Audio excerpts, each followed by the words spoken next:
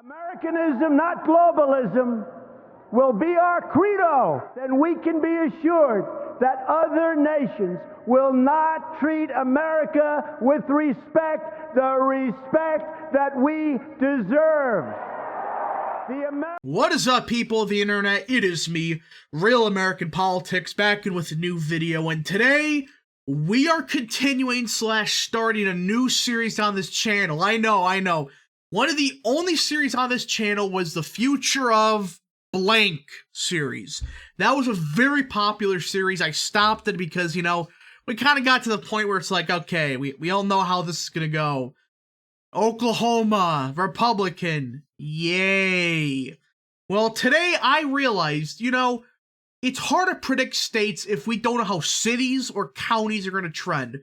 So today, folks, we're starting a new series where I'm going to look at demographic data, past election results, precinct level data, all that good stuff to predict how a county / city will trend in the future. And also how, correlate that with how the state's going to trend in the future. I mean, a lot of these cities or counties we're going to be looking at, they're huge in a lot of these states.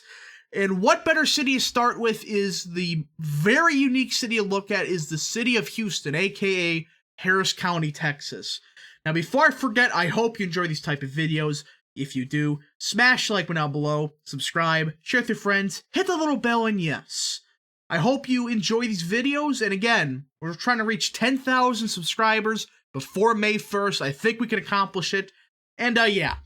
So Houston, Texas is one of the more unique counties, / cities to look at in the country, because for a city, it has always been a very Republican city compared to nationwide. And you look at what happened in the past, from the 70s to the early 2000s, it was a Republican stronghold. They'd vote a Republican every single year.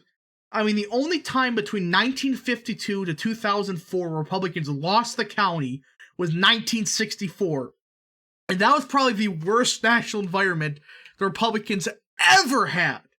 So, yeah. But the question is this. Why was it so Republican and it isn't now? Now, many people are just going to say demographic changes. That's a part. We'll get to the demographic stuff in a second, but the point is this. Texas, especially, Houston, Texas, what are they known for? Oil. This is an oil industry, an oil city. That's what Houston is known for. It's not known for manufacturing. No, it's known for drilling oil, and pumping gas out. That's Houston, Texas in a nutshell, oil. And for years, the big oil giants, the energy giants, they always backed Republicans heavily. But then in 2008, something changed. And it is a, combination of two things. One, a lot of those traditional, establishment type Republicans that, are big oil tycoons, like, hey, we love big businesses. They started to vote Democrat. They became more woke. They became more left-leaning. So they started to vote more Democrat. But also, Democrats have built pretty big machine in Houston, Texas. I mean, look at this. From 2008 to 2004, Republicans only lost 13,000 votes. That's it. 13,000. You would think, oh, considering that Bush was on the ballot in 2004, that's great. Well, look at this. Democrats gained 115,000 votes in one cycle. And again, I'm not alleging, the F word or anything like that. It's nothing like that. What happened was, yes, there's population increases. At the same time, Democrats were able to build a machine in Texas, and Republicans have been incompetent with it. I mean, you scroll down here, look at all these elected officials. Look at it. Look at all the, school trustees, all the precinct results, all sheriff stuff. They're all Democrats. What happened was Democrats started to dominate these, and the second they did, it was over. I mean, some of these, they should not be winning all of these. For a county that's, D plus, 8 or 9, it should not be nearly every single freaking position for the city / county. And you notice all the school trustees, people that are big in schools, they're all Democrat. The school boards down there, they're Democrat. Yeah, you start to see why this county has trended Democrat. It's not just, orange, Blumph man bad. It's a combination of multiple things. So, yeah, but there was a huge decrease in Republican support from 2012 to 2016. And you can see Democrats gained a lot of votes. Again, this had to do with oil, and oil. Contrary to popular belief, Big Oil hates Trump. They absolutely despise him. You know why?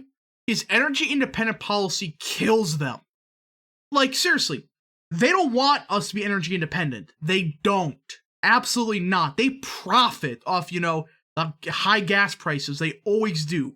And they're just scared shitless from Trump, like, oh, we're going to increase, oil production. We got to vote against him. Again, that's a very, overly simplified thing, but that's pretty much what happened in a nutshell from 2012 to 2016. Then 2020 came around. The county trended Republican. Yes, it did swing Democrat, but compared to the national environment, it appears something, changed. Something clicked from 2016 to 2020. And you look at the precinct results, there's a clear divide. The eastern half of the city, southern parts, it became heavy Republican or shifted Republican, while the center / more northern parts trended Democrat. Now, what's so special about these precincts? What's the huge difference? Well, there's a lot of differences. I mean, people just say, oh, it's just Mexican Americans and, non-Mexicans. That's not all. So here is a very nice website I found, Statistical Atlas. It has a phenomenal precinct level, data for demographics. Let's look at, ancestry data. Now, this is something I've never really talked about because, I'm like, it's ancestral data. It's like, who cares? But after looking at it more, it does create a clear trend of like, okay, how are precincts going to trend? So look at this. This is the German ancestry map. And you look at this. The center part of the state, or I should say county, in the northern half is fairly German. You go to Irish, same deal. English, same deal. I mean, the center part's ridiculously English. You go to American, which basically nothing. Then you go down here. The rest of these, there's like 2%. You go down to Mexican. They do dominate this part of the, county, the eastern half. But that doesn't explain the southern half. It's not just Mexicans, folks. Look at Central Americans. They're dominating over here. Same thing with Salvadorians. I think that's how you say their names. Hondurans, kind of the same deal. So it's not just Mexicans. I mean, these people just say, oh, it's just Hispanics, or I should say Mexicans trending. No. All of Hispanics shifted dramatic Republican. Even Hondurans. And they're not very Republican, to say the least. I mean, Mexicans, they've always been, more culturally conservative. But they always voted Democrat. As for Hondurans, they're usually, more left-leaning. So yeah, this is a big contrast. I mean, yes, Mexicans are a big reason. But also you got the Central Americans, you got the Salvadorians, you got the Hondurans. And again, I'm not saying, mass immigration's good. This map would be completely different, 10 years ago. What I am saying, however, is there is a clear trend, the more, Hispanic voters, they trended Republican heavy, even in Harris County. And this idea that Trump only got like 35% of the Hispanic vote, he got closer to 40. If he's doing this good in Harris County with the Hispanics, I mean, the Mexicans, again, look at the Mexican map. The extremely red parts, he swung like 20, 30 points. So again, it's not just, Mexicans, it's also Salvadorians, but it is mostly Mexicans with this huge shift towards the right. But also there's other parts, because again, America is not just ancestral data. There's also industry data. Now again, the type of job you have does have a clear trend as to who you're going to vote for. Oil, gas, and mining. Look at this. The central part of the county, where all the the European type voters are from. Yeah, that is where all the oil is. Big oil is in the central part of Harris. And you go down to construction. Look at this. The more working class voters are in the eastern half. And we'll talk about this part over here in a second. You go to manufacturing. It's kind of, even. But again, this part of Harris is extremely working class. Again, we'll get to this part of Harris in a second. Then you go to wholesalers. Again, you just keep going on and on and on.